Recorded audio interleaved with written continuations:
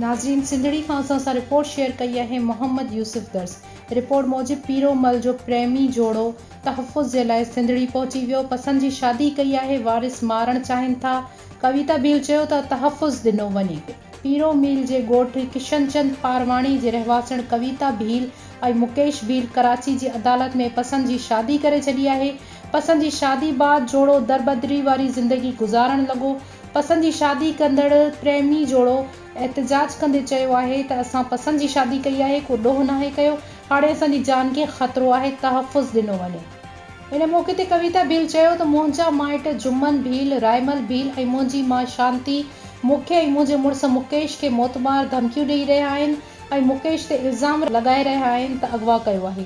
मूंखे कंहिं बि अगवा नाहे कयो। मां पंहिंजी मर्ज़ी सां मुकेश भील सां शादी कई आहे। असांजी जान खे ख़तरो आहे, तहफ़ुज़ ॾिनो वञे। मैंने अपनी मर्जी से, जबरदस्ती मुझसे किसी ने ही नहीं की है। मैंने अपनी मर्जी से शादी की है और इसके बावजूद मेरे माँ बाप वाले बोल रहे हैं कि तुमने ना जबरदस्ती इसने की है तुम्हारे साथ। इसने कोई मेरे साथ जबरदस्ती नहीं की।